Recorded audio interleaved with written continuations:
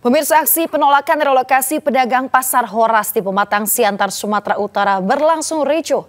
Masa nyaris bentrok dengan petugas yang mengawal aksi hingga tengah malam.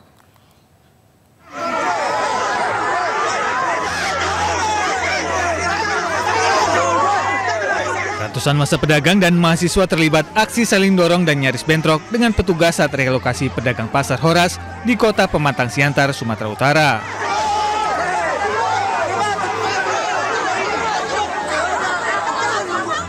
Pedagang menolak direlokasi ke pasar darurat pasca kebakaran Gedung 4 Pasar Horas pada tahun lalu. Massa sempat membakar ban bekas dan memblokir jalan selama lebih dari 6 jam. Relokasi hanya membuat keresahan ratusan pedagang korban kebakaran tanpa adanya kepastian kapan akan dibangunnya pasar.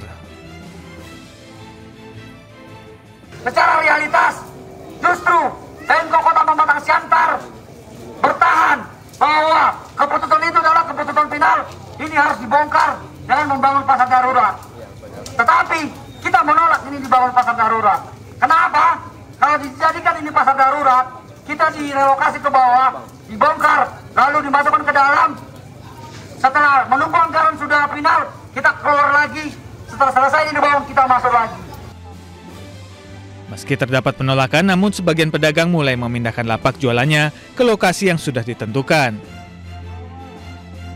Pasar darurat dibuat pemerintah Kota Pematang Siantar karena dalam waktu dekat akan dilakukan perobohan bangunan gedung pasar yang terbakar. Dari Pematang Siantar, Sumatera Utara, Dharma Setiawan, iNews melaporkan. Proses eksekusi lahan di Kabupaten Sijunjung, Sumatera Barat berujung ricuh, pemirsa. Puluhan orang dari kaum suku Muaro Paneh menolak mengosongkan lahan sehingga terlibat bentrok dengan petugas.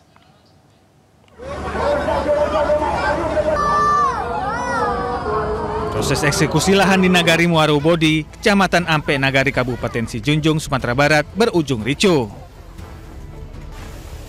Ratusan personel gabungan dari personel Polres Sijunjung, TNI Kodim 0310, SS, dan Satpol PP terpaksa menembakkan water cannon untuk membubarkan aksi massa yang bertahan di lahan yang akan dieksekusi. Seorang warga pingsan dan dievakuasi warga lainnya di tengah tembakan water cannon. Kaum suku Muaro Paneh yang tidak terima tanahnya diambil alih melawan dengan melemparkan batu ke arah petugas. Proses eksekusi tetap dilaksanakan walau mendapat perlawanan dari tergugat. Sengketa tanah berawal dari gugatan nenek mama atas kepemilikan tanah terhadap kaum suku Muaro Paneh. Setelah melalui proses peradilan secara perdata hingga terbitnya putusan pengadilan yang berkekuatan hukum tetap yang dimenangkan penggugat. Dari Kabupaten Sijunjung, Sumatera Barat, Udi Sunandar, iNews melaporkan. Pemirsa, kasih sayang ibu kepada anaknya tak terbatas oleh waktu dan juga keadaan. Seorang ibu muda di Desa Piriang, Kecamatan Tutar, nekat menyeberangi sungai yang meluap dan juga berarus deras.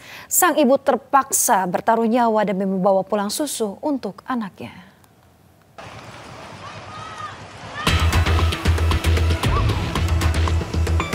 Pahlawan tak terganti. Seperti inilah perjuangan dan pengorbanan seorang ibu muda, Marsita, berusia 20 tahun yang terpaksa melawan derasnya arus sungai Mapi tengah meluap di Kabupaten Polewali Mandar, Polman, Sulawesi Barat. Demi bisa memberikan susu pada sang buah hati, tindakan spontan yang dilakukan ibu muda tersebut karena tak tega mendengar tangisan anaknya yang masih berusia 2 tahun dari seberang sungai. Pasca membeli susu untuk sang anak, tiba-tiba saja air sungai meluap meski di rumah ada suami yang berjaga. Namun naluri ibu Marsita tak terbendung untuk menerjang derasnya arus sungai demi bisa menenangkan sang buah hati dan memberinya susu. Meski hidup serba kekurangan, kasih sayang Marsita untuk sang buah hati layak menjadi contoh warga lain dan mengundang iba. Anak saya masih kecil, saya harus pulang karena dia nanti nangis, mau minta susu. Saya rela apapun demi anak saya. Anak saya kan masih kecil. Tak sedikit warga sekitar yang merekam aksi nekat Marsita yang berjuang keras menyeberangi sungai tanpa menghiraukan faktor keselamatan dirinya. warga bersorak-sorai turut menyemangati ibu muda tersebut.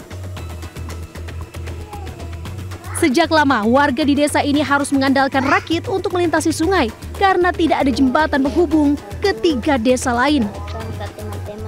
Warga sehari-hari harus berjuang resiko nyawa untuk beraktivitas.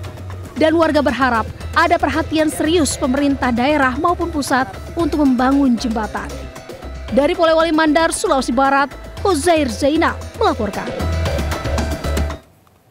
Pemirsa, 4 remaja tenggelam saat tengah mandi di pantai di Kabupaten Belitung Timur. 2 korban ditemukan meninggal dunia, 1 selamat dan 1 lagi dalam pencarian.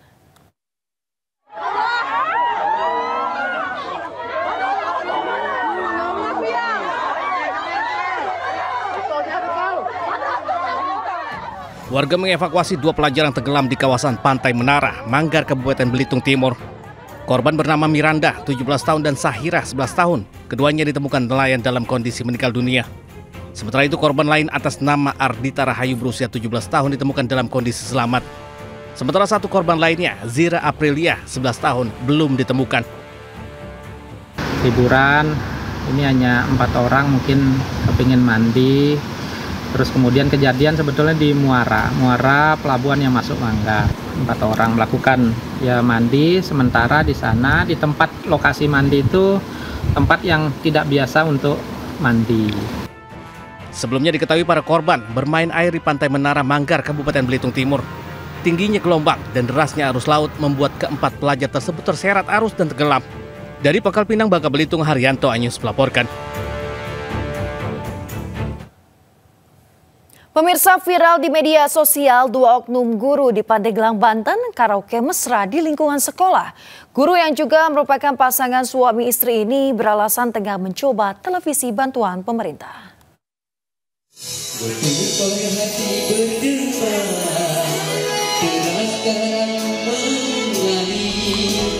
Video 2 oknum guru yang tengah asik berkaraoke di lingkungan sekolah pada saat jam pelajaran viral di media sosial.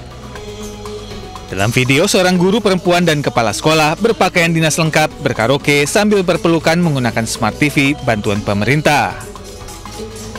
Kedua guru tersebut pun klarifikasi. Keduanya diketahui adalah pasangan suami istri.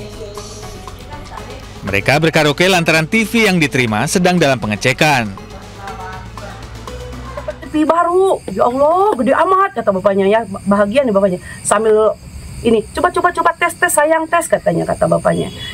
Diteslah sebentar sama bapaknya karena bapaknya senang nyanyi. Coba ditesnya lagu itu, lagu Berdebar katanya. Kami tidak gembrang-gembreng seperti yang diberitakan, seperti kayak di labing atau di mana, tidak. Jadi sesuaikan hanya. Adapun saya memeluk suami saya itu karena respect nih. Ya Allah Bapak, kata saya gitu ya, biasa sambil ketawa-ketawa, itu karena respect. Terkait kasus ini, pelaksana tugas Kepala Dinas Pendidikan, Kepemudaan dan Olahraga atau Disdikpora Kabupaten Pandeglang memanggil keduanya dan memberikan surat peringatan. Dan pemanggilan di bidangnya pembinaan teknis ya, bidang ketenagaan, dan yang bersangkutan sudah mengakui atas kehilafannya dan beliau berdua suami istri itu di STC Odeng 2 ya sama Pasir Tenjo ya. Itu kesalahannya dan mohon maaf. Permohonan maaf yang sebesar-besarnya saya beserta suami saya karena sudah membuat kegaduhan dengan adanya video yang viral, dan ini akan menjadikan pembelajaran bagi kami bahwa memang kami harus bijak dalam menggunakan medsos. Terima kasih. Kini keduanya telah mengakui kesalahan dan mengetahui smart TV bantuan pemerintah tersebut akan digunakan untuk kepentingan pembelajaran dan berlatih senam para siswa. Dari Pandeglang, Banten, Iskandar Nasution, iNews melaporkan. Pemirsa, masa pengenalan lingkungan sekolah di sekolah rakyat terintegrasi dilakukan di Semarang, Jawa Tengah. Dengan adanya sekolah rakyat ini diharapkan dapat merangkul anak-anak kurang mampu dalam mengenyam pendidikan untuk meraih cita-cita mereka.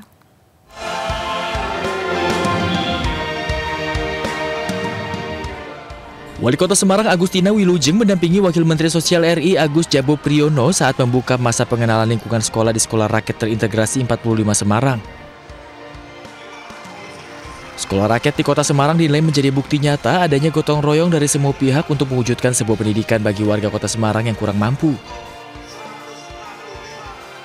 Kota Semarang berkomitmen untuk mengedepankan pendidikan yang inklusif bagi siapapun termasuk mereka yang tergolong kurang mampu. Saya percaya bahwa setiap anak di Kota Semarang ini memiliki hak untuk mendapatkan pendidikan tanpa memandang kondisi apapun, karena kami memiliki RPJMD bahwa setiap orang adalah harus diperlakukan secara inklusif. Adanya sekolah rakyat terintegrasi diharapkan dapat meringankan kebutuhan orang tua yang diantaranya ialah biaya pendidikan. Calon siswa, calon orang tua siswa, dan mereka memang berharap sekolah rakyat ini bisa kemudian memutus ya transmisi kemiskinan seperti apa yang diharapkan oleh Bapak Presiden. Jadi sekolah rakyat ini memang ditujukan oleh Pak Presiden untuk memutus transmisi kemiskinan, memuliakan saudara-saudara kita yang miskin, yang ketiga kemudian memberikan harapan ya bagi keluarga-keluarga kita, saudara-saudara kita yang ada di Desil 1 yang secara ekonomi tidak mampu kemudian bisa menyekolahkan anaknya, bisa mengantarkan anaknya untuk mewujudkan cita-citanya. Hal ini menjadi upaya pemerintah untuk menjemput dan merangkul anak-anak dalam mengenyam pendidikan.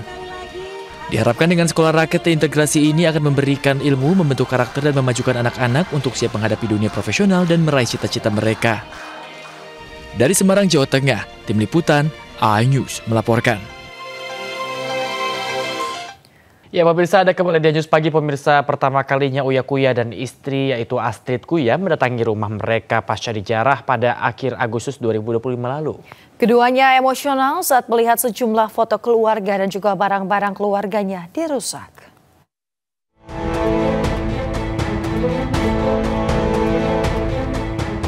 Uya Kuya dan istrinya Astrid Kuya kembali menginjakkan kaki di kediamannya di kawasan Durensawit, Jakarta Timur. Kunjungan ini mereka unggah dalam channel YouTube Uya Kuya TV pada Senin 29 September 2025. Saat pertama kali masuk, Uya dan Astrid dihadapkan pada pemandangan kondisi rumah yang porak-poranda, penuh coretan dan berantakan.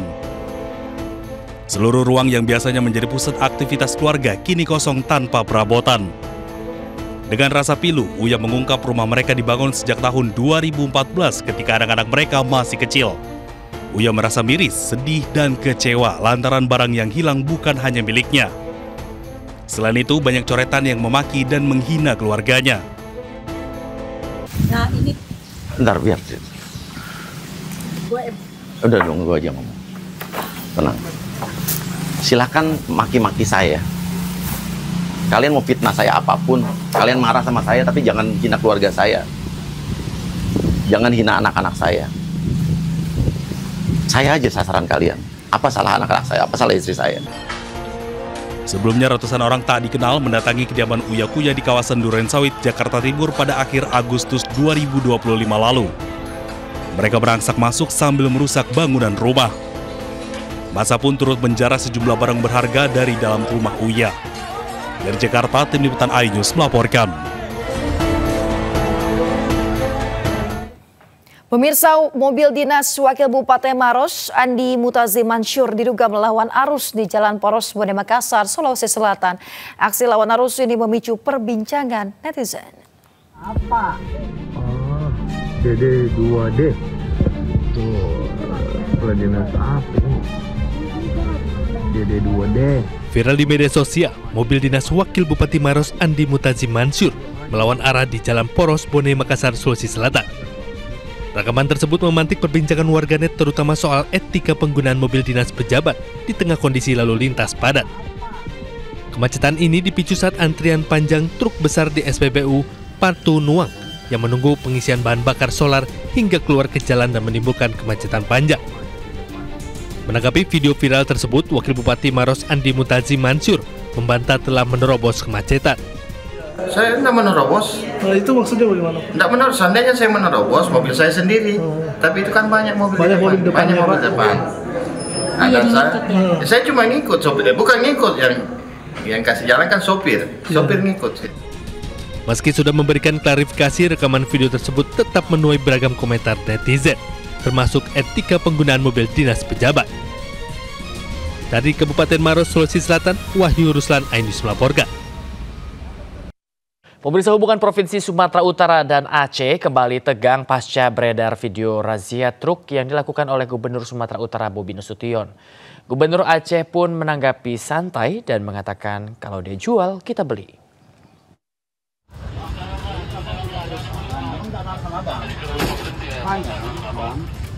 Ini kan kerja di Sumatera Utara. Ini mobilnya ada di Iya. Jangan perusahaannya. Ini harus pabrika supaya pendapatan pajaknya ke Sumatera Utara. Gimana jadi dibilang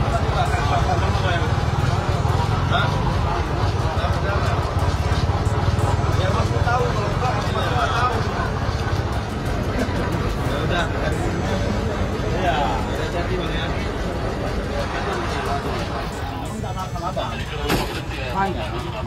Viral di media sosial video Gubernur Sumatera Utara Bobi Nasution saat sedang menyetop truk berplat nomor Aceh di kawasan Simpang 3 Mano Unggas, Langkat. Peristiwa yang berlangsung 27 September lalu ini dituding sebagai bentuk razia terhadap plat nomor BL yang melintas di wilayah Sumatera Utara. Warganet menduga Bobi melarang plat asal Aceh melintas lantaran pajaknya tidak sampai ke kas Provinsi Sumatera Utara. Di sisi lain, Gubernur Aceh Muzakir Manaf meminta semua pihak tenang menanggapi video tersebut. Namun, ia juga memperingatkan siapapun jika berniat mengganggu, maka pihaknya tak ragu untuk meladeni. Muzakir Manaf juga mengingatkan masyarakat Aceh untuk waspada terhadap kebijakan yang dikeluarkan Provinsi Sumatera Utara dan tidak terpancing dengan berbagai provokasi. Ya, untuk meningkatkan pendapatan Aceh. Tapi bah ke tak mantang tak sabar mantang. Bah ke orang lain berkicau. Tapi dia wanti-wanti sit. Nyokai publau tak blau. Ya. Nyokai gatai tak garu. Tapi hampir kita tenang ontang. Hana kita sepupi. Tak kira yang angin berlalu kicauan burung. Sementara itu, Gubernur Sumatera Utara Bobi Nasution merespon videonya yang viral saat merazia truk berplat nomor Aceh. Bobi mengatakan ia hanya memberikan sosialisasi tentang aturan pajak kendaraan yang akan berlaku pada tahun 2026. Ia tidak menargetkan secara khusus kendaraan dengan plat nomor Aceh. Di daerah tetangga kita yang paling dekat, Riau, sudah melaksanakan ini, sama juga ada, tadi lihat video ya, Gubernur juga langsung turun ke jalan. Habis itu di Jawa Barat, di Kalbar, Kalteng, juga kita kenapa heboh. Dan ini bukan hanya untuk plat BL, kebetulan yang lewat di situ kemarin plat BL. Nah ini kita hanya mensosialisasi, kita mendata.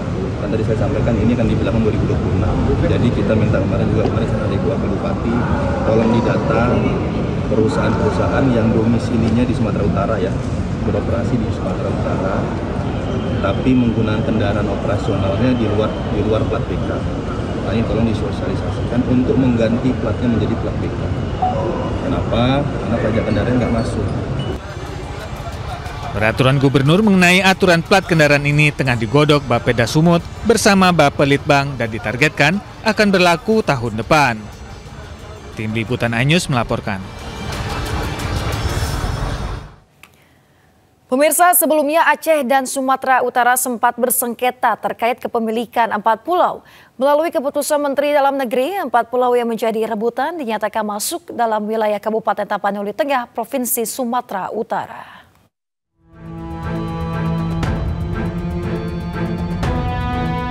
Empat pulau di Provinsi Aceh yang kini masuk ke dalam wilayah Provinsi Sumatera Utara jadi polemik.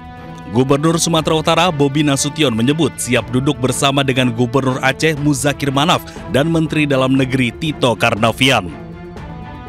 Terkait isu soal adanya minyak dan gas di 4 pulau, Bobi menyatakan belum ada data soal itu. namun ia melihat ada potensi besar di sektor pariwisata. Sementara Gubernur Aceh Muzakir Manaf menegaskan 4 pulau yang ditetapkan Kemendagri masuk wilayah Sumatera Utara masuk ke dalam kewenangan Aceh. Ia mengaku memiliki sejumlah bukti atas klaimnya tersebut. 4 pulau yang menjadi rebutan antara Provinsi Aceh dengan Sumatera Utara yakni Pulau Panjang, Pulau Lipan, Pulau Mangkir Besar, dan Pulau Mangkir Kecil. Pada 25 April 2025, melalui keputusan Menteri Dalam Negeri, 4 pulau yang menjadi rebutan dinyatakan masuk dalam wilayah Kabupaten Tapanuli Tengah, Provinsi Sumatera Utara. Tim Liputan iNews melaporkan. Pemirsa, Presiden Prabowo meresmikan akad massal 26.000 rumah subsidi dengan penyerahan kunci secara simbolis di Cilengsi, Bogor, Jawa Barat. Masyarakat berpenghasilan rendah ini bisa mendapatkan rumah ini dengan membayar cicilan 1,4 juta per bulan, flat selama 15 tahun. 1.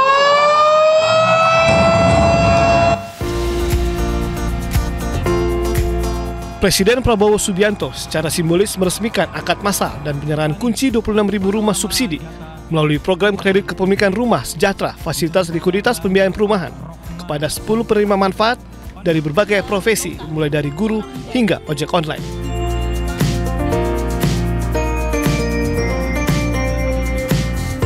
Dalam sambutannya, Presiden menyebut sektor perumahan tidak hanya memenuhi kebutuhan dasar, namun juga menjadi pendorong ekonomi. Perumahan adalah sangat penting, dan perumahan itulah yang bisa juga selain memenuhi kebutuhan yang sangat penting untuk rakyat, terutama yang berpenghasilan rendah, ya. Juga perumahan itu bisa dan selalu menjadi motor dari pertumbuhan ekonomi, motor dari pembangunan ekonomi. Jadi memang ini kita perhatikan, ya. Karena itu kita kasih target yang sangat tinggi, 3 juta rumah. Akad massal yang digelar Kementerian Perumahan dan Kawasan Permukiman ini melibatkan 26.000 unit secara daring dan luring dari 30 provinsi. Program rumah subsidi ini juga dilengkapi fasilitas keringanan pajak dan biaya administrasi. Program ini menjadi bagian dari komitmen pencapaian target rumah subsidi nasional dan juga keberpihakan pemerintah terhadap kalangan berdaya beli rendah. Dari Kabupaten Bogor, Jawa Barat, Jen Cahyani dan Yudi Permana, iNews melaporkan. Pemirsa, warga Jakarta Barat kini memiliki tambahan ruang terbuka hijau untuk berolahraga dan juga berekreasi. Selain menjadi ruang rekreasi, taman ini dilengkapi dengan berbagai fasilitas olahraga, mulai dari lapangan futsal, bola voli hingga bulu tangkis.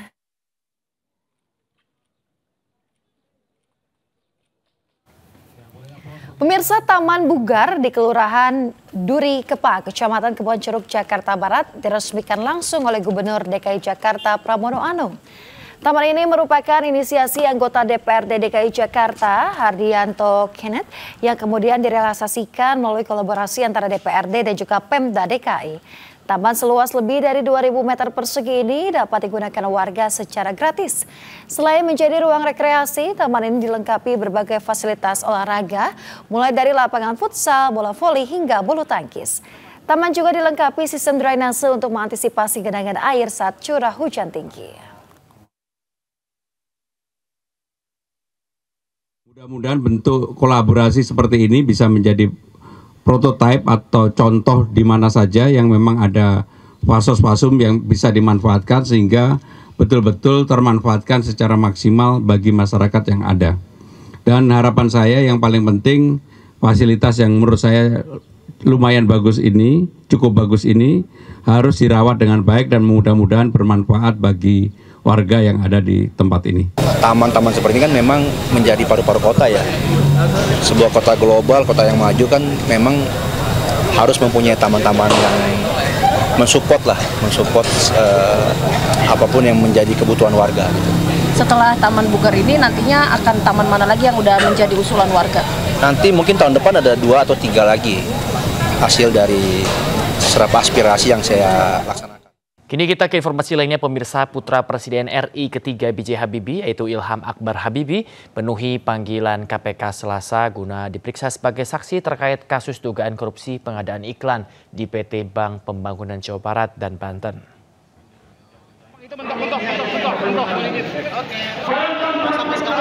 Ilham tiba di Gedung Merah Putih KPK Jakarta Selasa siang sekitar pukul 13.59 waktu Indonesia Barat. Ia meyakini akan ditanya tim penyidik lembaga anti rasuah perihal penjualan mobil klasik ke ex-gubernur Jawa Barat Ridwan Kamil. Sebelumnya Ilham Habibie sudah memenuhi panggilan KPK terkait kasus tersebut pada Rabu 2 September lalu. Dalam pemeriksaan itu Ilham mengaku beri keterangan soal penjualan mobil pada Ridwan Kamil sekitar tahun 2021 dengan sistem cicil. Meski demikian penjualan mobil yang belakangan telah disita itu belum dilunasi oleh RK.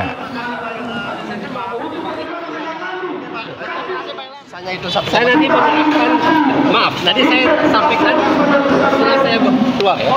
Bukan sekarang. Ke berita acara. Pemirsa, Kapolri Jenderal Polisi Listio Sigit Prabowo bertemu dan juga berdialog dengan koalisi masyarakat sipil. Sentra Inisiatif.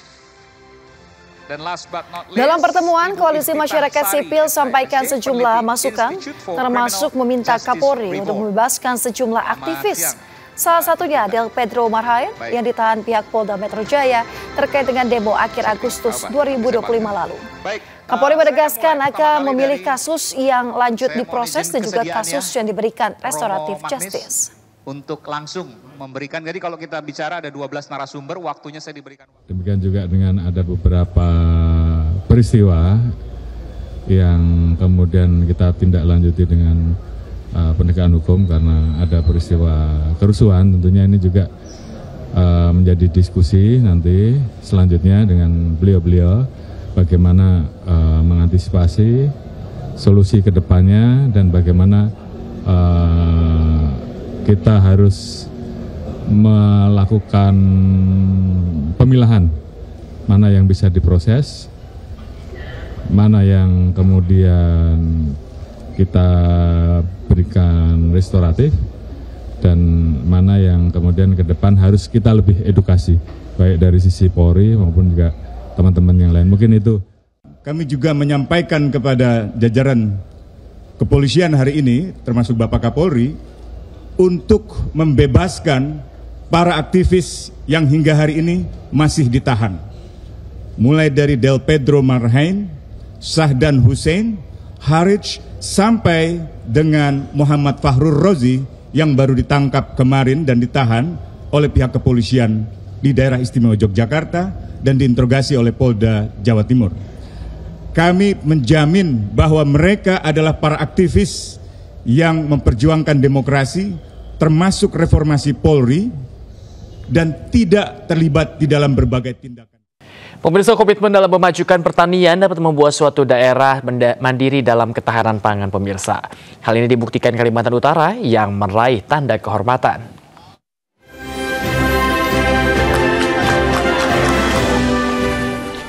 Gubernur Kalimantan Utara Zainal Apaliwang menerima tanda kehormatan Adi Bakti Tani Nelayan dari Kontak Tani Nelayan Andalan Kaltara. Penghargaan ini diberikan langsung kepada Gubernur saat mendampingi Menteri Pertanian RI Andi Amran Sulaiman saat membuka Pekan Daerah atau Pedat Petani Nelayan 3 Provinsi Kalimantan Utara. Penghargaan tanda kehormatan Adi Bakti Tani Nelayan merupakan bentuk apresiasi atas komitmen Gubernur Zainal dalam membangun sektor pertanian dan perikanan di bumi Benuanta. Peda memiliki arti yang sangat penting dalam upaya memajukan sektor pertanian, perikanan, kehutanan, serta UMKM. Kegiatan ini menjadi wadah pembelajaran kebersamaan sekaligus ajang untuk karya bagi petani, nelayan, pekebun, penyuluh, pelaku usaha, akademisi, hingga pemerintah. Adapun program yang telah dialokasikan oleh Kementerian Pertanian di Kaltara antara lain dari sektor tanaman pangan, yaitu benih padi optimasi lahan sebanyak 270 ton, benih padi gogo sebanyak 200 ton, benih jagung sebanyak 100 ton. Sektor lainnya yang juga membuat Kaltara menorehkan penghargaan antara lain ketahanan pangan, sektor sarana dan prasarana pertanian, dan sektor peternakan. Nah ini kita harus penuhi dunia, sehingga akhir-akhir ini industri kelapa dalam negeri kesulitan bahan baku. Meminta moratorium, saya katakan jangan. Kenapa? Beri kesempatan petani untuk sejahtera. Sekali lagi Pak Gubernur, kalau bisa kita yang mensuplai komoditas strategis Malaysia. Melalui sinergi dan kolaborasi bersama pemerintah pusat dan pemerintah daerah, instansi lintas sektoral, serta seluruh elemen masyarakat, Kaltara optimis akan tumbuh menjadi daerah yang mandiri pangan, berdaya saing, dan mensejahterakan masyarakatnya. Dari Tarakan, Kalimantan Utara, Tim Liputan, A-News melaporkan. Pemirsa, perawatan menjadi hal yang penting dalam menjaga kesehatan kulit dari paparan polusi dan juga sinar matahari langsung. Di antaranya dengan produk yang hadir di Bandung, Jawa Barat ini, pemirsa, yang dilengkapi dengan formulasi mutakhir dengan harga yang terjangkau.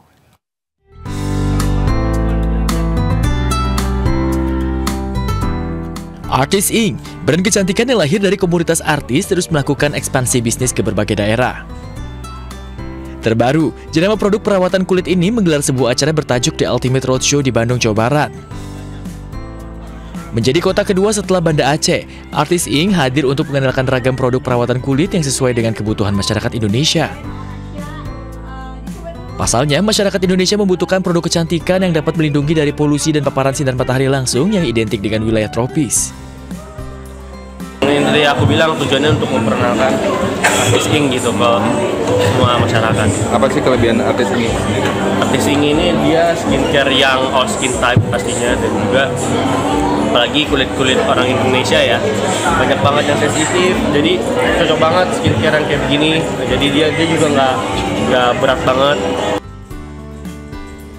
Sedikitnya 7 produk dikenalkan dalam roadshow ini, di antaranya facial wash, essence toner, multi serum, eye serum, moisturizer, sunscreen, dan night cream. Bikin artis Ing beda dari yang lain karena kita benar-benar fokus banget sama kandungan yang ada di dalam skincare-nya, yang benar-benar fokus sama keluhan yang biasanya dialamin sama orang-orang Indonesia, terutama aku kan sering banget syuting, kegiatan di luar segala macam. Kalau aku lebih fokus ke serum. Serum ini kan ini contoh produknya. Hadirnya teknologi dalam perawatan kulit artis Ing ini pun dinilai membuat sejumlah toko retail semakin ramai oleh konsumen. Nah, jadi alhamdulillah, jadi begitu masuk, kebetulan artis Ing menempatkan satu SPG yang menurut saya sih cukup kredibel. Jadi tidak putus asa untuk menawarkan produknya gitu. Jadi lambat laun mulai dikenal oleh customer kami gitu. Dengan harga yang terjangkau, artis Ing menghadirkan produk perawatan kulit yang diformulasikan khusus untuk menjaga kulit tetap sehat, segar, dan siap tampil kapan saja. Dari Bandung, Jawa Barat, Yanuar Candika, A-News melaporkan. Untuk mencegah terjadinya tawuran di Jakarta Utara, digelar pertandingan tinju antar kampung. Ratusan peserta mulai dari anak-anak, remaja hingga dewasa antusias mengikuti kegiatan ini.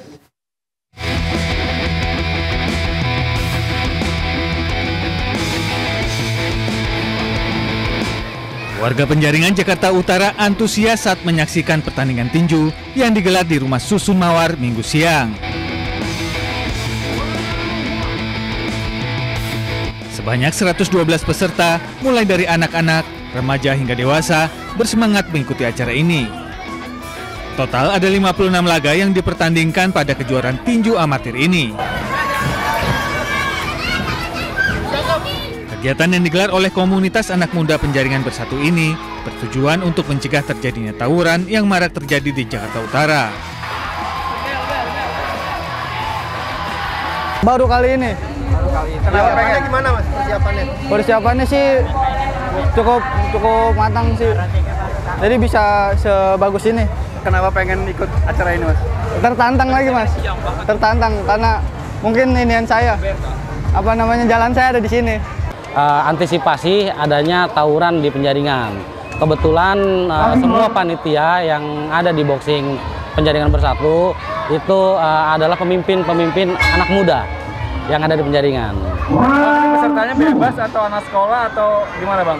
Pesertanya ini bebas, dari anak-anak, dewasa, sampai perempuan juga ada. Para juara pada turnamen tinju amatir ini akan memperoleh sertifikat dan medali penghargaan. Dari Jakarta, Sofyan Firdaus, iNews melaporkan.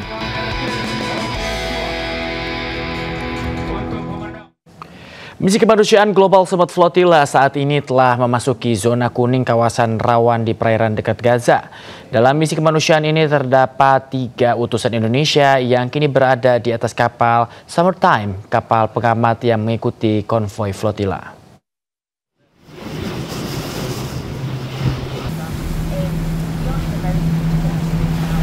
Hingga Senin kemarin 29 September tepatnya pemirsa, 21 relawan dari 10 negara berada di kapal Summertime yang sedang menyusul 42 armada Global Summit Flotilla di garis zona kuning sekitar 300 nautical miles dari Gaza. Rencananya jika tidak ada kendala dan serangan dari Zionis Israel, kapal-kapal kemanusiaan tersebut akan tiba di Gaza dalam 2 hingga 3 hari. Sementara itu pemirsa, 2 WNI lain masih tertahan di pelabuhan Porto Palos, Sicilia, Italia akibat kerusakan kapal dan kendala teknis.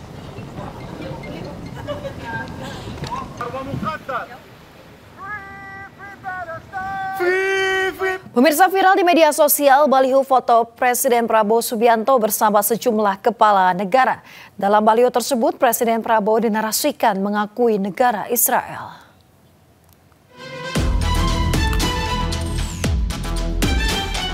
Baliho raksasa Abraham Shield terpampang di jalan utama Tel Aviv, Israel. Dalam baliho ini menampilkan foto Presiden Prabowo Subianto bersama sejumlah pemimpin negara lain.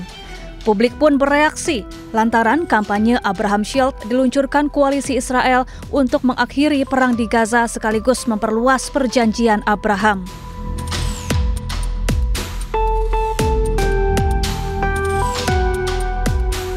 Namun pemerintah Indonesia membantah hal ini. Melalui siaran persnya, juru bicara Kementerian Luar Negeri RI, Yvonne Mewengkang, menegaskan hingga kini tidak ada pengakuan dan normalisasi dengan Israel, baik melalui Abraham Accords atau platform lainnya, kecuali Israel mengakui negara Palestina yang merdeka dan berdaulat.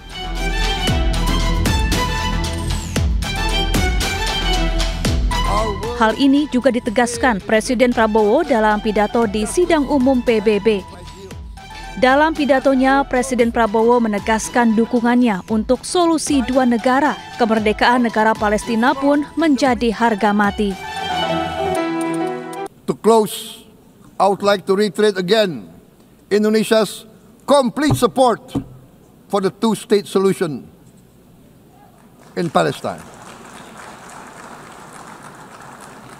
We must have an independent Palestine, but we must also recognize, we must also respect, and we must also guarantee the safety and security of Israel. Only then we can have real peace, and no longer hate and no longer suspicion. The only solution is this two-state solution. Pernyataan ini juga disampaikan Presiden Prabowo dalam konferensi tingkat tinggi Two-State Solution yang juga digelar di markas besar PBB di New York, Amerika Serikat.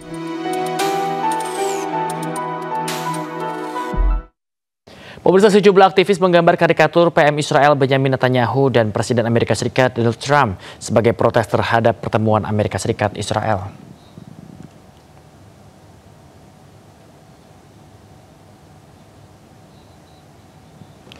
Karikatur raksasa Perdana Menteri Israel Benjamin Netanyahu dengan hidung panjang seperti Pinocchio terpampang di pantai Tel Aviv, tepatnya di seberang konsulat Amerika Serikat. Sementara itu di sampingnya terdapat karikatur Presiden Amerika Serikat Donald Trump yang matanya tertusuk hidung panjang Netanyahu. Kedua tokoh Zionis ini saling berhadapan di atas tulisan "Jangan tertipu lagi".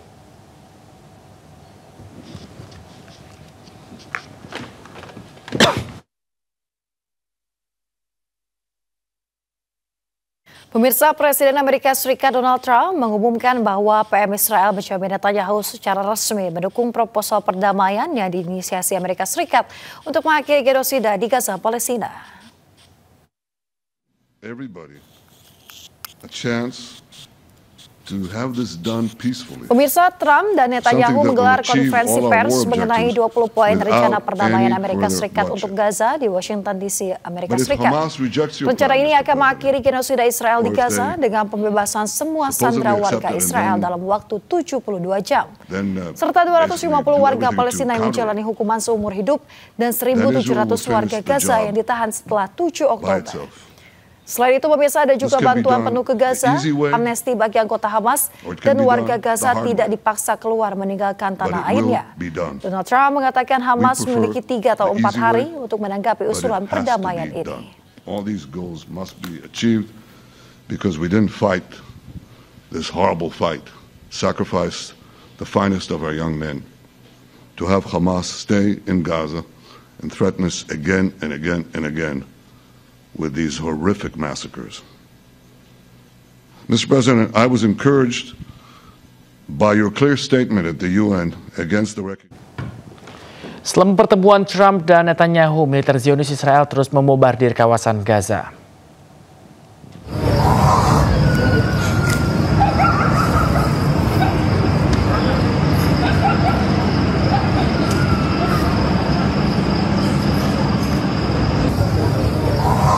Inilah detik-detik saat bom flare penjajah Israel menghujani kawasan Gaza, Palestina.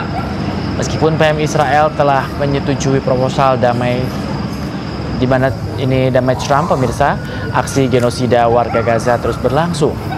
Menurut data Kementerian Kesehatan Gaza, operasi militer di Gaza telah menyebabkan 66.000 warga Palestina tewas dan 168.000 lainnya terluka.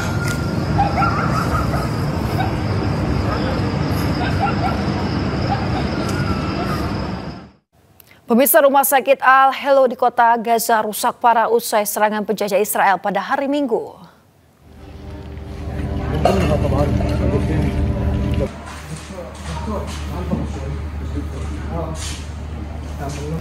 Pemirsa, puing-puing berserakan di seluruh koridor dan ruangan di dalam Rumah Sakit Al-Helo Gaza. Dr. Motaz Hawa, Direktur Departemen Gawat Darurat Rumah Sakit Al-Helo, mengatakan serangan brutal pasukan Zionis menyebabkan kepanikan di kalangan staf medis dan juga pasien. Dr. Motaz menuntut perlindungan bagi rumah sakit serta kehadiran komunitas internasional dan WHO. Minimnya pasokan dan peralatan medis membuat Rumah Sakit Al-Helo terancam berhenti beroperasi dalam beberapa hari ke depan.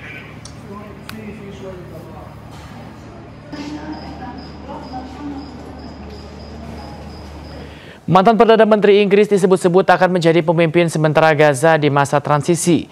Nama Tony Blair muncul setelah pertemuan antara Presiden Amerika Serikat Donald Trump dengan sejumlah negara lain.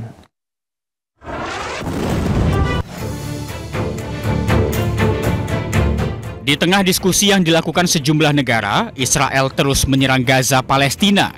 Serangan tak hanya menyasar gedung pemerintahan, tetapi juga rumah-rumah warga.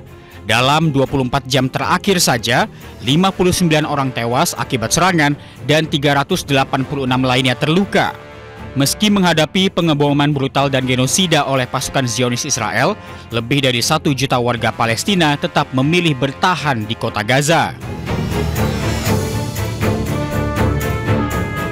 Sementara itu, Presiden Trump telah bertemu dengan Perdana Menteri Israel Benjamin Netanyahu untuk membahas perdamaian Palestina dan Israel.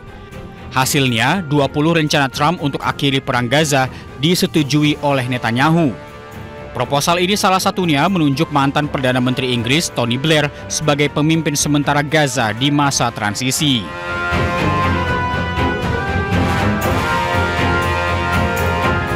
President of Indonesia, somebody who's an amazing leader, Prabowo. He is an amazing leader and respected by everybody. He was in the room with us. We were together with most of these people that I'm mentioning. Others were, and we'll do it right. And we're going to put leaders from other countries on and leaders that are very distinguished leaders. And we'll have a board. And one of the people that wants to be on the board is the UK former Prime Minister, Tony Blair. Good man, very good man. and some others, and they'll be named over the next few days. Rencana Trump untuk perdamaian Gaza pun telah didiskusikan dengan sejumlah kepala negara, salah satunya Presiden Prabowo Subianto. Kedua pemimpin negara ini bertemu di New York, Amerika Serikat usai sidang umum PBB. Tony Blair bukan sosok yang asing bagi Palestina dan Indonesia. Pria yang pernah menjabat Perdana Menteri Inggris pada 1997 hingga 2007 ini adalah sosok yang mengajukan proposal pemerintahan sementara di Gaza. Bagi Indonesia, Tony Blair cukup dekat dengan pemerintah. Bahkan sempat disebut-sebut akan bergabung dengan Danantara sebagai Dewan Pengawas, namun batal. Tim Liputan, iNews melaporkan. Pemirsa, baru saja diterpa badai super Ragasa, Filipina kembali dihantam badai Bualoy atau yang dikenal dengan badai Opong. Angin kencang serta banjir membuat permukiman warga rusak porak-poranda.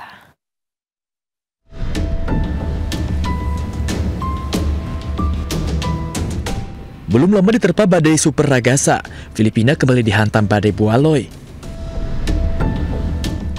Badai yang dikenal dengan badai Opong oleh masyarakat Filipina ini membawa hujan lebat, angin kencang, dan gelombang tinggi yang menyebabkan kehancuran permukiman penduduk. Badai Opong bergerak di dekat Laut Sibuyan dan melintasi daratan Bicol, Calabarzon Selatan, Mimaropa Utara sebelum akhirnya muncul di Laut Filipina Barat. Tercatat sedikitnya 26 orang tewas, 14 orang hilang, dan 33 lainnya luka-luka akibat insiden ini. Cuaca ekstrem ini merusak 8.916 rumah usai hujan deras dan banjir yang melanda. Sebanyak 163.317 jiwa harus mengungsi ke 2.680 pusat evakuasi yang tersebar.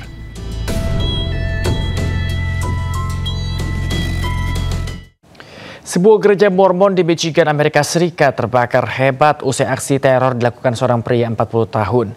5 orang tewas pemirsa dalam insiden ini termasuk sang pelaku.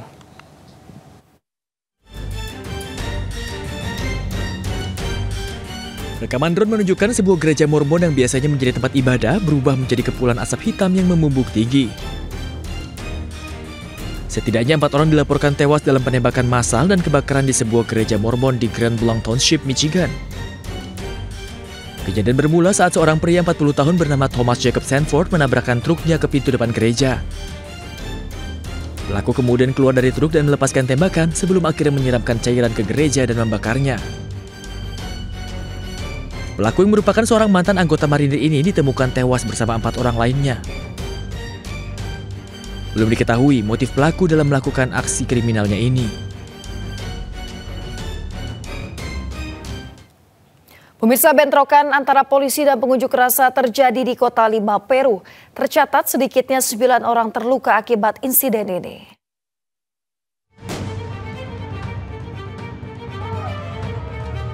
Bentrokan terjadi di ibu kota Peru, Lima, antara polisi dan massa pada hari Minggu waktu setempat. Kericuhan terjadi usai massa 4 hari berturut-turut melangsungkan demonstrasi menentang pemerintahan Presiden Dina Boluarte. Seperti protes yang berlangsung di Indonesia dan Nepal beberapa waktu lalu, massa di Peru juga mengibarkan bendera yang terinspirasi oleh serial anime One Piece sebagai simbol perlawanan. Aksi unjuk rasa yang dipelopori oleh gerakan yang disebut Generasi Z ini diikuti untuk pertama kalinya oleh para pekerja transportasi perkotaan dan menyebabkan setidaknya 9 orang terluka menurut media setempat, termasuk seorang polisi, seorang remaja berusia 15 tahun, dan seorang jurnalis.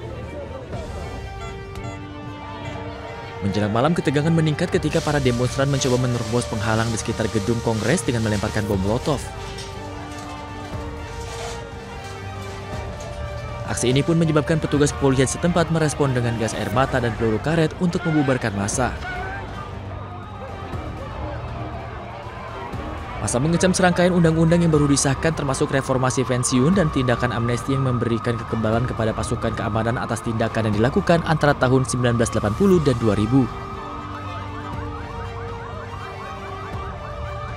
Mereka juga menuntut pengunduran diri pemerintahan Boluarte dan menuntut dibentuknya pemerintahan yang lebih luas dengan partisipasi dan komunitas petani di seluruh departemen di Peru.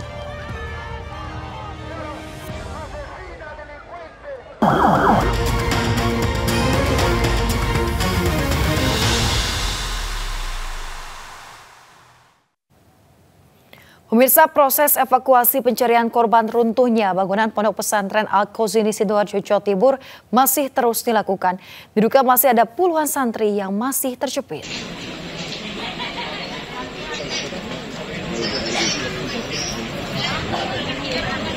Pemirsa, petugas gabungan masih terus berusaha mencari korban yang tertimbun reruntuhan. Dari sore hingga malam, petugas belum berhasil mengevakuasi satupun korban. Sejak sore belum terlihat ambulans yang keluar maupun masuk ke lokasi pencarian. Proses evakuasi akan terus dilakukan selama 24 jam hingga semua korban berhasil ditemukan. Dari ini, sebanyak 102 santri menjadi korban, 99 santri selamat, sementara 3 orang meninggal dunia. Korban pun dirawat di 3 rumah sakit, yakni RSUD Sidoarjo, RS Delta Surya, dan Rumah Sakit Islam Siti Hajar.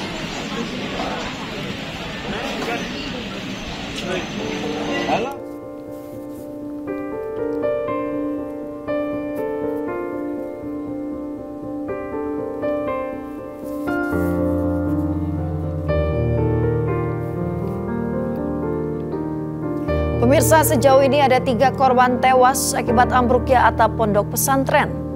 Pertama, Muhammad Masudul Haq berusia 14 tahun, asal Surabaya, Jawa Timur. Yang kedua, Muhammad Soleh berusia 22 tahun, asal Bangka Belitung. Yang ketiga, Alvan Ibrahim Afik berusia 14 tahun, asal Bangkalan, Jawa Timur.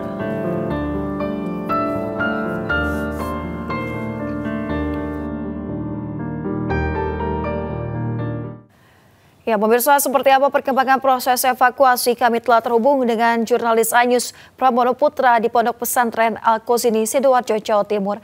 Selamat pagi, Pramono. Sejauh ini berapa korban yang telah berhasil evakuasi oleh petugas? Ya, baik, selamat pagi Yasmin dan selamat pagi pemirsa. Saat ini saya berada di posko Basarnas yang berada tidak jauh dari Pondok Pesantren Al-Qazini di Buduran, Sidoarjo. Dan bisa saya laporkan untuk saat ini kondisi posko dipenuhi oleh sejumlah keluarga korban yang datang sejak hari pertama dan hingga saat ini. Sementara di posko ini juga disediakan tempat untuk menginap, untuk beristirahat keluarga korban yang sedang menunggu proses evakuasi. Sementara bisa saya laporkan sendiri untuk proses evakuasi sendiri hingga saat ini masih terus dilakukan oleh tim evakuasi, baik dari Basarnas, BPBD Jatim, maupun dari tim SAR TNI Polri. Dan memang meski informasinya kemarin berhasil ditemukan sejumlah korban di bawah reruntuhan, namun hingga Rabu dini hari tadi belum ada korban yang dievakuasi dari lokasi runtuhnya bangunan di Pondok Pesantren Al-Qazini Buduran, Sidoarjo. Sementara di posko SAR gabungan sendiri yang berada sekitar 200 meter dari Pondok Pesantren, saat ini juga terus dilakukan pendataan oleh petugas dari Basarnas dan keluarga korban pun tetap berada di lokasi posko dengan perhatian khusus dari pihak Basarnas. Jika ada korban ditemukan, pihak Basarnas langsung menginformasikan kepada keluarga korban dan nantinya akan merapat atau mendekat ke pondok pesantren. Sementara kondisi pondok pesantren sendiri pagi ini tertutup untuk umum, hanya petugas evakuasi yang diizinkan masuk ke dalam pondok pesantren. Yasmin. Mono, hingga saat ini sampai kapan masa tanggap darurat diberlakukan? Ya, untuk masa tanggap darurat sendiri belum bisa dikonfirmasi sampai kapan dilakukan. Namun meski demikian sudah ada pernyataan resmi dari Basarnas bahwasannya untuk penanganan atau evakuasi korban reruntuhan di Pondok Pesantren Al-Qazini Buduran, Sidoarjo ini akan terus dilakukan hingga batas waktu yang belum ditentukan. Jadi mulai pagi 24 jam, siang, sore, malam, petugas tetap melakukan proses evakuasi secara bergantian. Demikian Yasmin. Baik, kita harap tentunya seluruh korban dapat segera dievakuasi dalam kondisi selamat. Terima kasih rekan Pramono Putra melaporkan langsung dari Sidoarjo, Jawa Timur. Selamat bertugas kembali.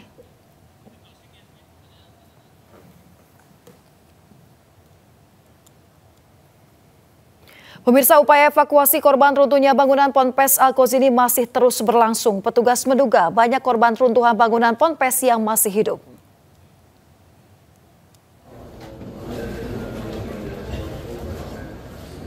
Secara bergantian, tim Basarnas Surabaya bersama tim BPBD Jatim dan tim SAR terus melakukan pencarian dan evakuasi korban. Tim evakuasi berusaha menembus reruntuhan bangunan untuk bisa mengevakuasi korban dari balik reruntuhan bangunan. Untuk memudahkan proses evakuasi, sejumlah santri dan tim evakuasi melakukan sterilisasi. Tim evakuasi optimis masih banyak korban yang masih hidup yang masih terjebak di bawah reruntuhan.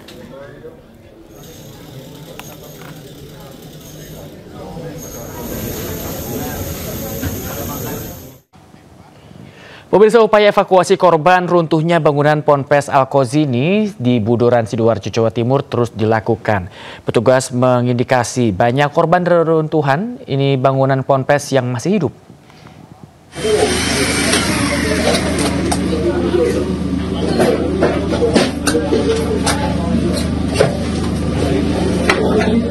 Proses evakuasi korban runtuhnya bangunan Ponpes Al-Kozini di Budoran, Sidoarjo, Jawa Timur dilakukan hingga Selasa dini hari. Tim gabungan bekerja tanpa henti sepanjang malam dengan dukungan alat khusus. Satu persatu korban berhasil diselamatkan di bawah reruntuhan gedung pondok pesantren hingga malam hari. Meski demikian, diduga masih ada korban lain yang terjebak di bawah reruntuhan. Izin, ini kami dengan tim SAR gabungan dan Basarnas sedang. Material reruntuhan yang menimbun akses menuju posisi korban memaksa tim gabungan harus membuka jalan secara bertahap dan hati-hati. Setiap langkah evakuasi harus memperhitungkan kondisi struktur bangunan yang rentan. Sementara untuk memudahkan proses evakuasi, tim gabungan mensterilkan lokasi evakuasi. Yusuf, umurmu berapa? 16 tahun. Apa yang luka? Nggak ada. Ya? Nggak ada ya, cuma perut kecepet ya? Ya, di sebelah kiri, Jus. Ya. Haikal. Ya. Kamu yang sakit apa, Nak? Semuanya sakit. Semuanya sakit. Oke, semangat ya. Sabar ya. Sabar. Untuk memastikan kondisi para korban, petugas mencoba memanggil dan menyemangati para korban yang terjebak di bawah reruntuhan. Hal tersebut dilakukan petugas agar para korban tidak panik. Proses evakuasi ini mengerahkan lebih dari 25 unsur tim SAR gabungan dari berbagai instansi. Personel yang terlibat berasal dari Basarnas, BPBD, TNI Polri, Damkar, PMI, relawan Ormas, hingga relawan masyarakat. Tim Liputan iNews melaporkan. Pemirsa, sebanyak 102 santri berhasil dievakuasi dari bangunan musola yang ambruk di Pondok Pesantren Al-Kozini, Sidoarjo, Jawa Timur. Dari jumlah tersebut, 91 diantaranya melakukan evakuasi mandiri dan 11 lainnya dievakuasi oleh tim SAR.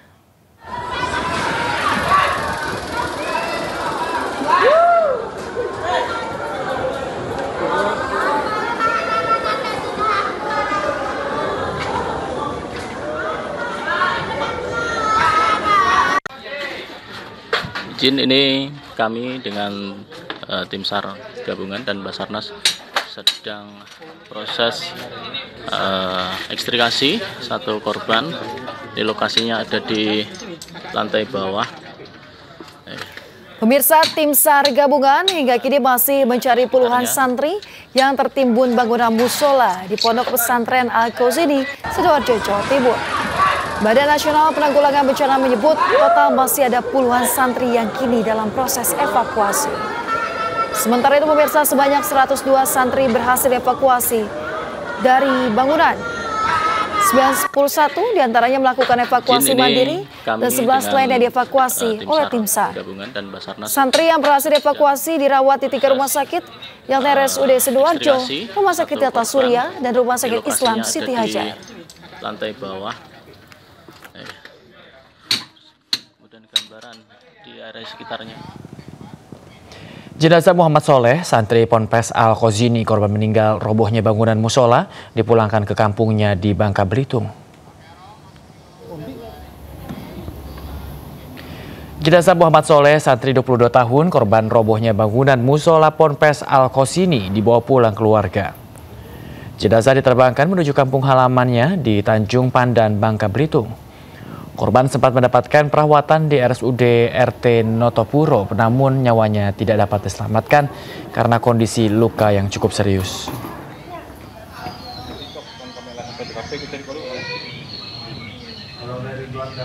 Sementara rumah duka di Bangka Belitung, pemirsa, keluarga menunggu kepulangan jenazah Muhammad Soleh. Keluarga mengaku ikhlas dengan kepergian Soleh. Rencananya jenazah akan dimakamkan di pemakaman umum di dekat rumahnya. Pas lo udah di ronsen deh.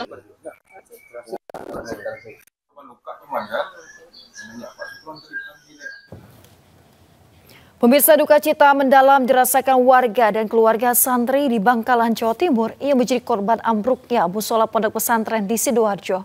Korban langsung dikebumikan di kampung halamannya setelah sempat disolatkan di rumah duka.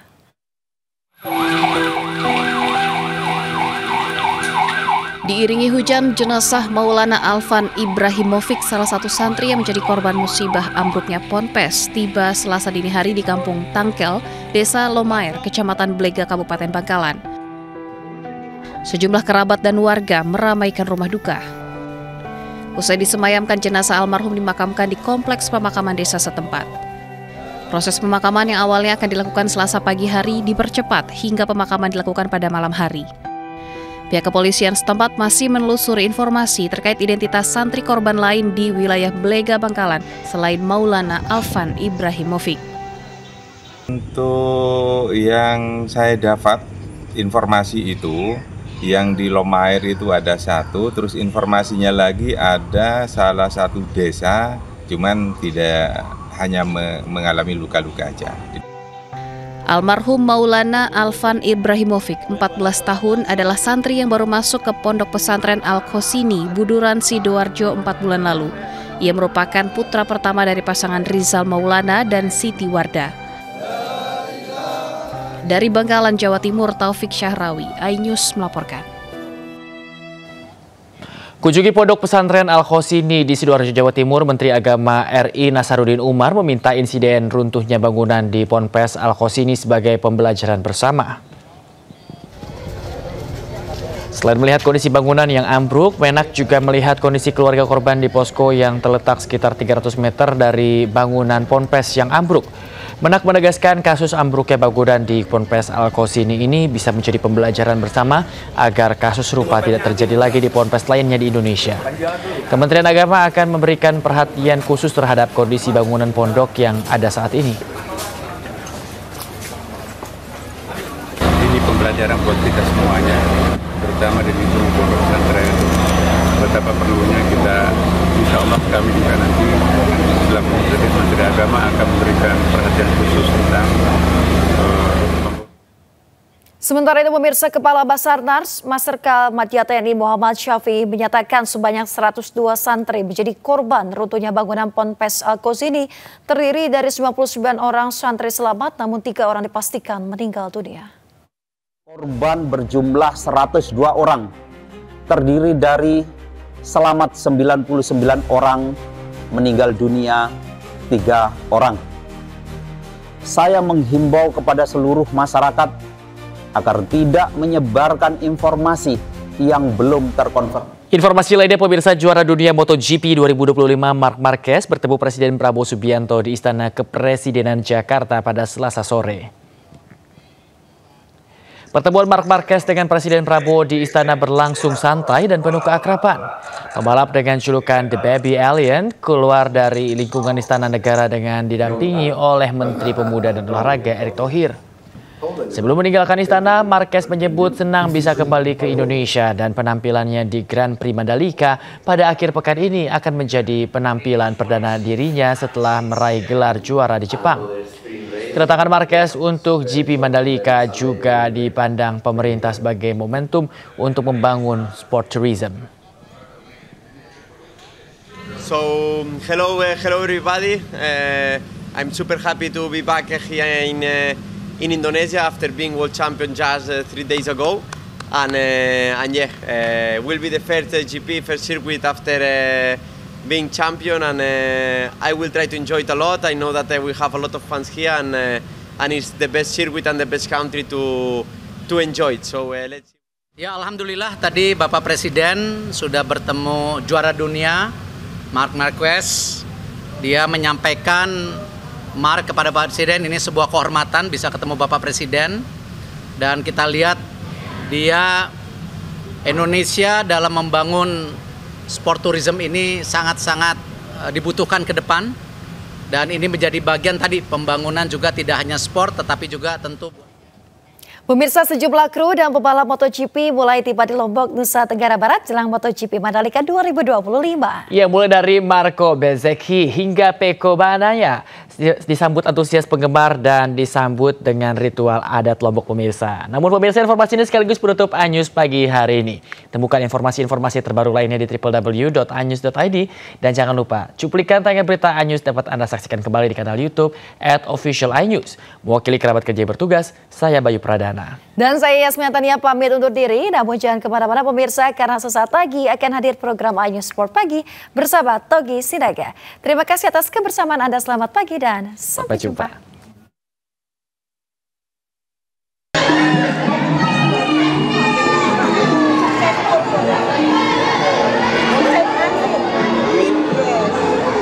Sejumlah pebalap MotoGP seperti Marco Bezzecchi hingga Francesco Bagnaia tiba di Indonesia, tepatnya di Lombok, Nusa Tenggara Barat, jelang MotoGP Mandalika 2025. Setibanya di Lombok, mereka langsung disambut para penggemar. Tidak hanya itu, para rider ini disambut dengan ritual adat, yaitu ritual sembek, yakni penorehan racikan obat tradisional di kening. Para pebalap yang tiba senang dengan sambutan ini dan mengucapkan terima kasih. Gelaran MotoGP seri Mandalika sendiri dimulai pada 3 hingga 5 Oktober. Dari Lombok, Nusa Tenggara Barat, Emma Widiawati, iNews melaporkan.